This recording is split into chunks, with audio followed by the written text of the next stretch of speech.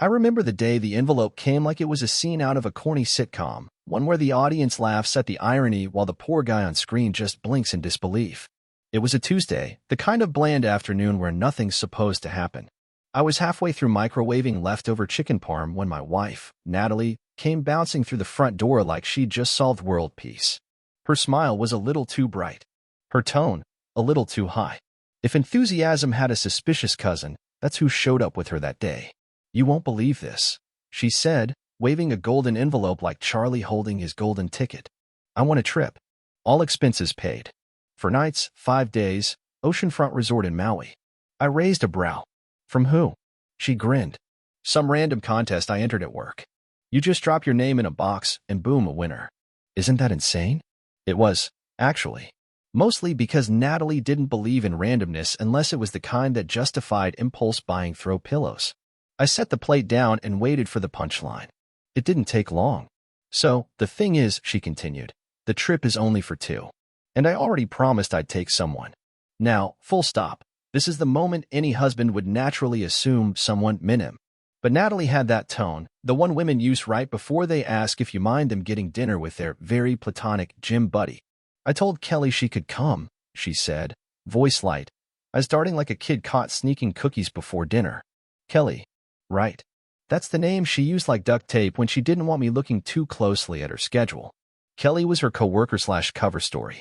Whenever Natalie needed to vanish for a few hours, Kelly was the GPS destination of choice. I forced a nod. "Sounds fun." She smiled like she'd passed some kind of test. "Don't worry, babe. We'll go somewhere together soon. Just us." That was the moment I knew something wasn't right. Not just the trip. Her. Us. But I didn't say anything. I let it sit. Let her go through the motions of packing and grinning and throwing around words like relaxing and sisterhood bonding. I didn't argue. I didn't accuse. I just waited. Because here's the thing about betrayal. It always thinks it's clever. It always believes it can tiptoe across a hardwood floor without creaking. But me? I was already listening. Natalie packed like she was starring in a travel commercial. Sundresses I hadn't seen in years. A bikini that still had the price tag. She even bought new luggage, rose gold, with little wheels that spun like dreams and lies. "You're going all out for 4 days," I said casually, leaning against the doorframe as she folded a barely there dress that definitely didn't scream ladies' retreat. She didn't even flinch. "Well, you know Kelly, and I love to take pictures. Gotta dress up for the gram." "Right. For the gram. Because nothing says bestie bonding like a dress that could pass for floss." She left on a Thursday.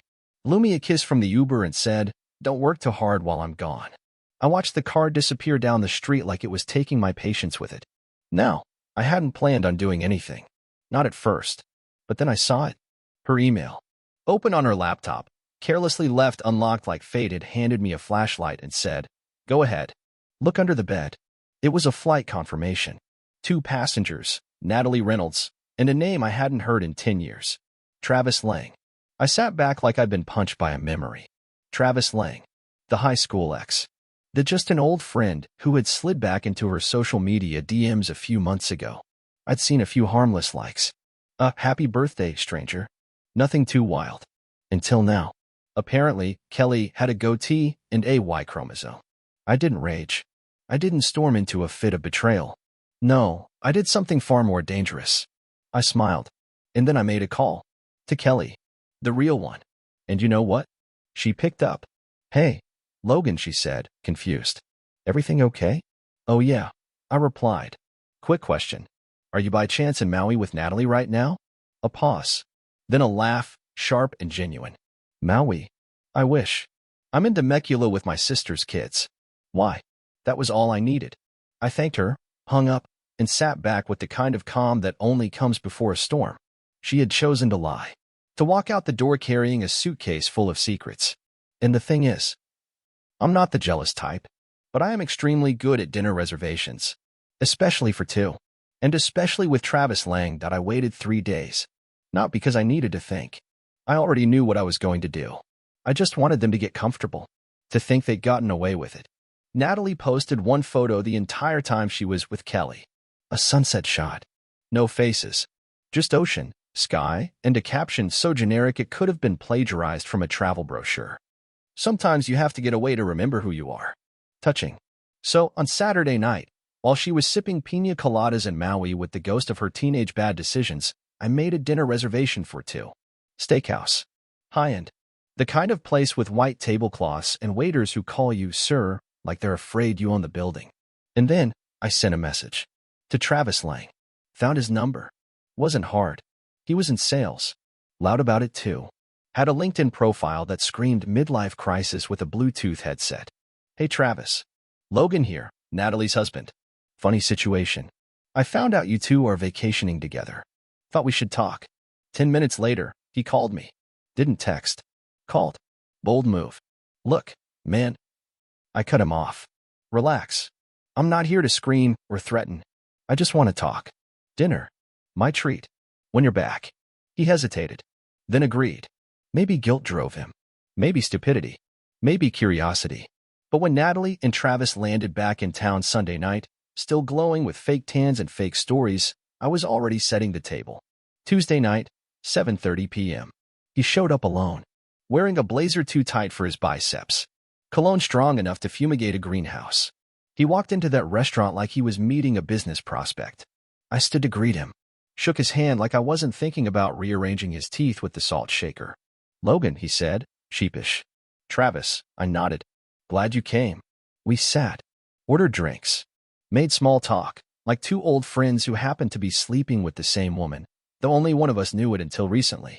Then I dropped it. You know, I said, when Natalie told me she was going with a friend, I assumed she meant a girlfriend, not her old biology partner with the permanent tan and six-pack subscription. He blinked, didn't deny it, just stared, mouth slightly open, like his brain needed to buffer. Look, Logan, he finally said, I didn't know she was married at first. I swear. I thought you two were separated. Sure. I nodded. Common mistake. She wears her wedding ring on her middle finger now. Subtle clue. He chuckled, awkward. I didn't mean for it to get complicated. Complicated? I said, leaning forward. Nah. This is simple. You knew she was married. You knew she lied to me. And you still went along for the ride. So here's what we're going to do. He stiffened. I smiled. I'm going to pay for this dinner. You're going to enjoy your filet. And then, you're going to stay away from her. Because I already have something better planned for Natalie. He raised a brow. And what's that? I sipped my drink. Revenge. His face twitched. The kind of twitch you get when you realize you're not in control of the game anymore. I stood up, dropped 100 on the table, and buttoned my coat. Thanks for your time, Travis, I said. You've been very helpful. And with that, I walked out. Because you don't need to shout to set fire to a house made of lies. Just a match. And mine? Was already lit. Natalie came back on Monday afternoon. She walked through the front door with skin tan just right, nails done, and a suitcase that somehow smelled like coconut and poor decisions. She looked around like she was checking to see if anything in the house had changed while she was gone, as if she hadn't packed a bag full of betrayal and flown it across the Pacific. Hey, babe, she said, setting her designer roller bag by the door like we were still playing house. Trip was incredible. I missed you. Now, I'll admit, she was good. If I didn't know any better, I might have believed her. But I did know better. And watching her try to fake sincerity was like watching a magician do a card trick with half the deck missing. You look rested, I said, sitting at the kitchen table with a glass of water and a smile I'd practiced in the mirror, calm, unreadable, surgical. She walked over and kissed the top of my head, a little too careful, like she thought I might flinch. We should go somewhere together next, she chirped. Just you and me. Somewhere quiet. I took a sip of water. Like Maui. She froze. Barely a second. But a trained eye catches the twitch. What? She said, too fast. I smiled again. The kind of smile that doesn't reach your eyes. You told me you went with Kelly. But Kelly was at her sister's all weekend. Sent me photos from a trampoline park in Temecula. Natalie blinked. The mask didn't slip. It shattered. That's weird. She said. Stop. She did. Because I didn't say it with anger. I said it like I was giving a final exam, and she was already failing question 1. I leaned back in my chair. Travis Lang sends his regards, by the way. Had dinner with him Saturday. Now that hit. Her jaw tightened. Hands flexed. She didn't speak for a full 10 seconds. Then finally, you had no right. No, I said, standing, you had no right. But that never stopped you. You lied to my face. Slept with your ex under the pretense of some girl's trip. And you thought I'd never figure it out? She crossed her arms, already shifting to the victim role. We were falling apart long before Travis. You just didn't want to see it. I gave a short laugh. Right. The marriage was struggling, so you booked a beachside betrayal. Bold therapy. She rolled her eyes. Don't make this more dramatic than it is. Oh, don't worry, I said, walking past her, grabbing a manila envelope off the counter. The drama's already written. Just not the way you think. I opened the envelope, pulled out a set of glossy photos, and laid them on the table. Snapshots. Her and Travis. Kissing on the beach. Holding hands in the hotel lobby. One of them clinking champagne glasses under string lights. Her face drained of color. Who took these? She stammered. Private investigator, I said. Old college buddy. Owes me a favor. You spied on me? She snapped. No, I said. I confirmed what I already knew. Big difference. She paced, breathing heavy now. So what? You're going to leave me? Just throw away everything because I made a mistake. Oh, I'm leaving you, I said. But not before you get everything you earned. She narrowed her eyes. You can't just kick me out. This is our house. That's cute, I said. But see, it's not. You never put a cent into this place. And since you decided to use your vacation days to audition for The Bachelor, Home-Wrecked Edition, I took the liberty of visiting my lawyer. She blinked. Yeah, I continued, and funny enough, when you spend marital funds on a trip with your lover, that's called dissipation of assets. Judges love that. You're bluffing. Nope. Got screenshots. Bank statements. Your email confirmation. Even some lovely text between you and Travis from your iCloud backup. You really should have turned off sync before you started writing poetry to a man who uses Axe body spray. She looked like she wanted to cry, but couldn't find the tears. Then came the real punch. I also spoke to your HR department, I said. Told them everything. Technically, you and Travis broke company policy. No reporting your affair, no disclosing a conflict of interest. That promotion you were aiming for next quarter? That's off the table. You wouldn't. I did. Yesterday. She backed into the wall like the room had started spinning. What do you want, Logan? She whispered, voice cracked. To destroy me? No, I said, walking over to her, calm as ice. I want you to understand what it feels like to be underestimated. To be betrayed by someone you trusted with everything. And then I want you to rebuild, somewhere else. She stared at me, trying to summon the version of herself that could control this. But that version had stayed in Maui. I packed your things, I said. They're in the guest room. You've got until Friday to figure out where you're going. After that, I'm changing the locks. Natalie didn't speak. She just looked at the life around her, the house, the pictures, the ring on her hand like it suddenly weighed too much. And I walked outside. The air was cool, quiet, clean. I wasn't angry anymore. I was free. Natalie didn't cry that night. I think that surprised me more than anything. Not because she was strong, she wasn't. But because crying would have meant confronting what she'd done. And Natalie was a professional at emotional gymnastics. She could bend logic into a pretzel and then convince herself it was a yoga pose. She slept in the guest room, or at least pretended to. I didn't check. Didn't care. I slept fine. Actually, better than fine. I hadn't slept that well in months. Maybe it was the quiet. Or maybe it was the knowledge that I was finally back in control of a life that had been quietly stolen from me one lie at a time. The next morning, she emerged from the hallway like a raccoon caught stealing food, nervous, twitchy, but still too arrogant to run.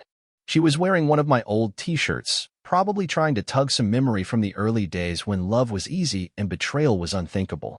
She made coffee. I watched her. You're really not going to talk to me?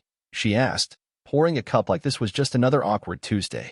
I'm all talked out, I said without looking up from my laptop. What do you want me to say? I finally looked at her.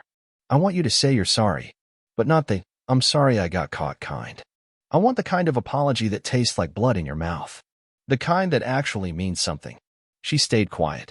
Exactly. I went back to typing. What was I working on? Oh, just a little something I like to call the Fallout file, a tidy digital folder full of every screenshot, email, timestamp, and breadcrumb she and Travis had so graciously left behind like Hansel and Gretel cheating their way through a loyalty test. And it wasn't just for court. No, that would have been too pedestrian. I had plans. Creative ones. By Wednesday, she realized I wasn't bluffing. I've called my sister, she said during lunch, voice flat. She said I can stay with her for a while. I nodded. Friday, Remember? Locks change at 5 p.m. She flinched, then mumbled something about needing a few more days. No extensions, I said. You didn't give me time to prepare for any of this. I'm just returning the favor. Later that night, I got a text. Unknown number. Hey Logan, this is Travis. Can we talk? I stared at it for a second, then saved the number under Clown College. Clown College.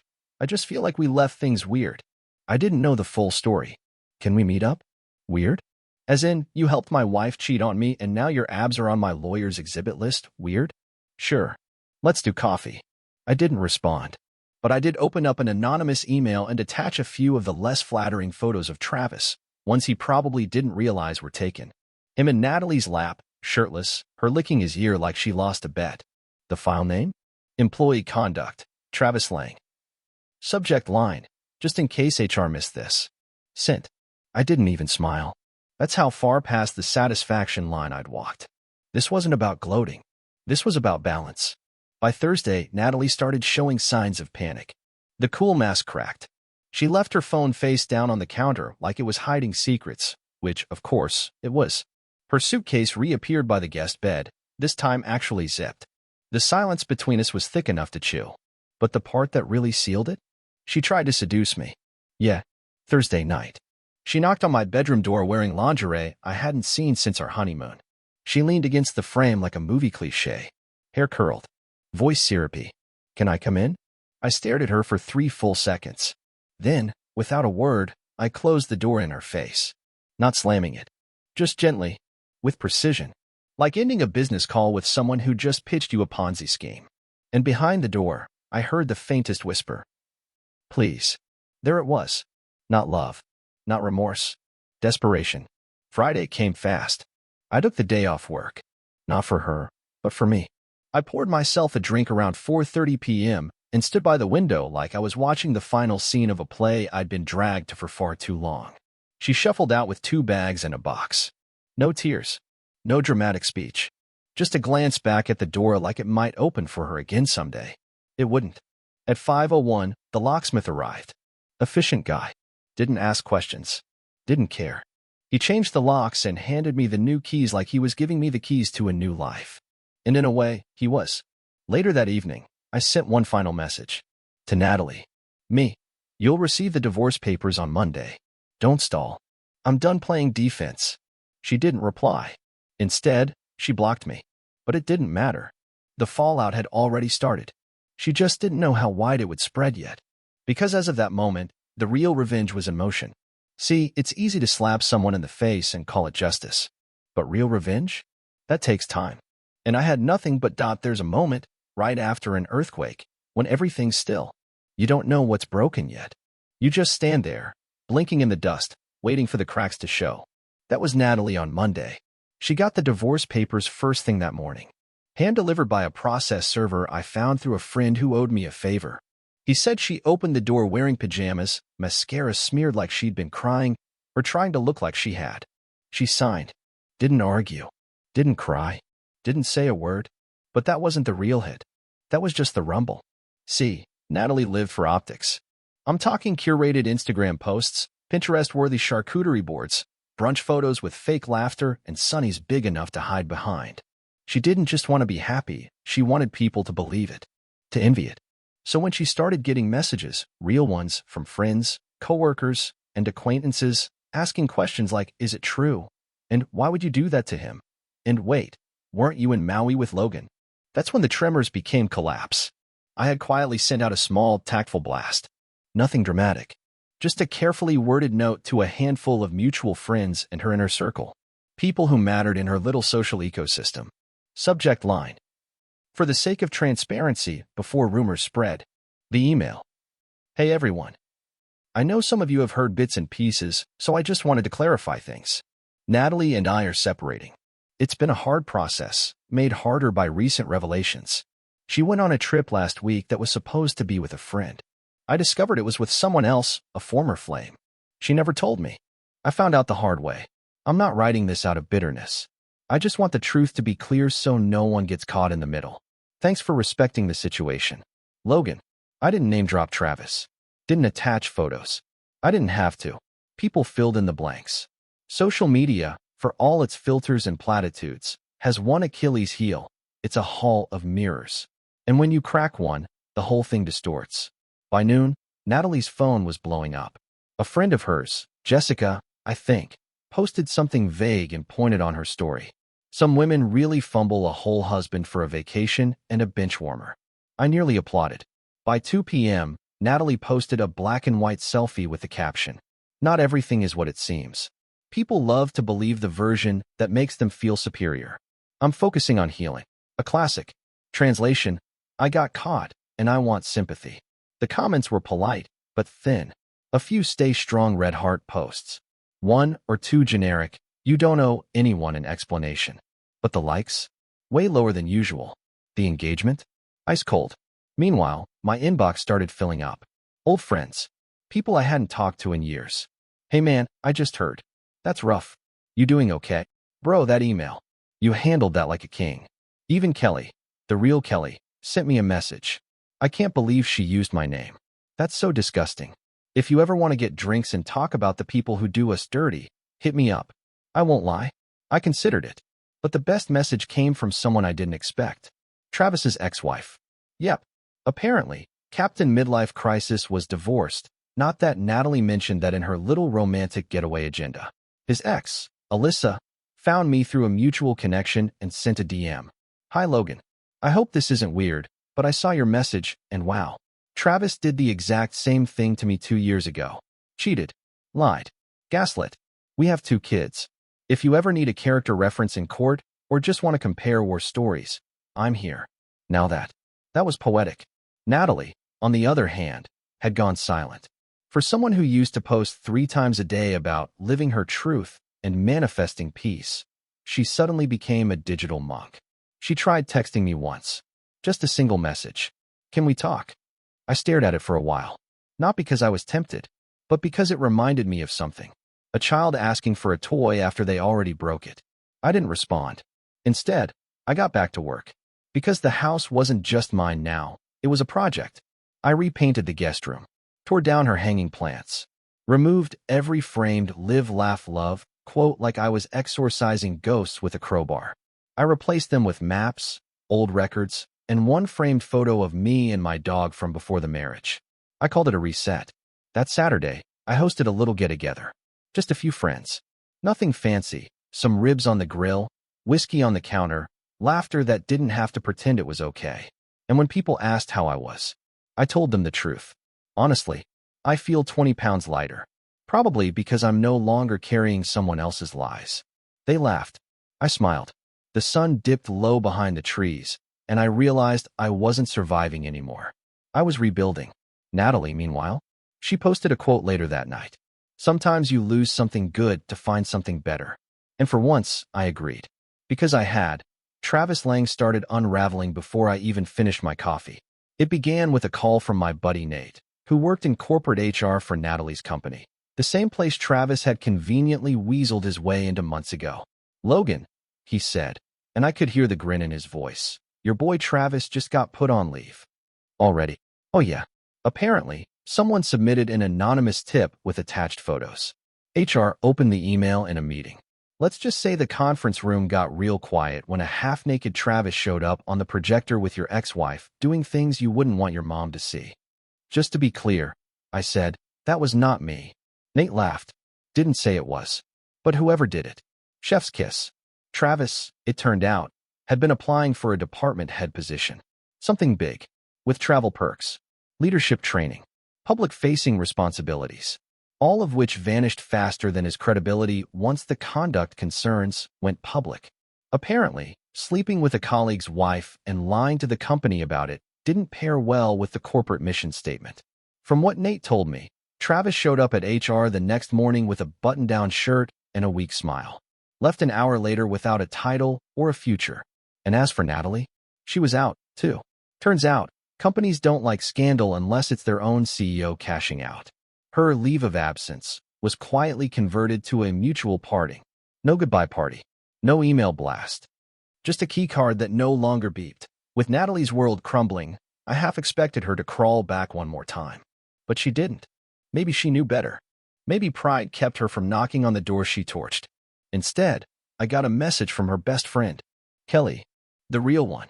She invited me out for coffee. Said she just wanted to check on me. Said she felt guilty for being part of Natalie's cover story, even if unintentionally. We met at a quiet cafe across town. I wore a t-shirt and jeans. Nothing fancy. Just me. Kelly walked in wearing that "I'm done with the drama" expression. And I'll be honest, she looked good. Not in a flashy way. In the "I've seen chaos and I'm allergic to it now" kind of way. I like that. I always knew she was capable of something messy, she said, stirring her latte. But this was next level. I sipped my coffee. You didn't sign up to be the alibi. She looked me in the eyes. No. But if I can be part of the cleanup crew, I feel a whole lot better. We talked for over an hour. Not about Natalie, mostly. Just life, work, music, dogs. At the end, she smiled. You ever want to hang out again, minus the betrayal backdrop, let me know. I didn't say yes. But I didn't say no. 3 weeks later, Natalie's sister called me. Yeah, her sister. Hey Logan, she said awkwardly. I know this is weird, but Natalie's been staying with me, and she's not doing great. I'm not surprised. She asked me to reach out. She wants to talk. There was a long pause. I didn't fill it. She says she made a mistake. Another pause. She wants to meet. Just one conversation. Closure, or whatever. I thought about it. About the house. The peace. The silence. About how I used to wait up at night, wondering what I'd done wrong. About how she once told Travis he still thinks we're just going through a rough patch. Per baby. I've already had closure, I said. She just wasn't there for it. And I hung up. She never called again. 6 months passed. The divorce finalized. Clean break. No alimony, thanks to the documented affair. The house stayed mine. The car, too. I donated every piece of furniture she picked out. Sold the headboard. Burned the throw pillows. Kept one mug from our wedding registry, a chipped ceramic one that said his. It felt more like mine now. Kelly and I did hang out again. Once. Then twice. Then we stopped counting. She never brought up Natalie, and neither did I. Instead, we talked about music festivals, hiking spots, and the weird smell in her old Toyota that she swore wasn't her fault. And one night, sitting on my back porch, sipping whiskey under a sky that didn't feel heavy anymore, she asked me, "Do you regret any of it?" I thought about it. About Maui. About Travis. About the smirk on Natalie's face when she thought she had the upper hand. And I shook my head. No, I said. She gave me the freedom to become someone I actually like. Kelly smiled. Then I guess we should thank her. I raised my glass. To Natalie. She raised hers. To terrible choices and excellent comebacks. And we drank. Not to forget. Not to forgive. Just to move forward. Because sometimes, the best revenge isn't loud. It's living better. And never looking back.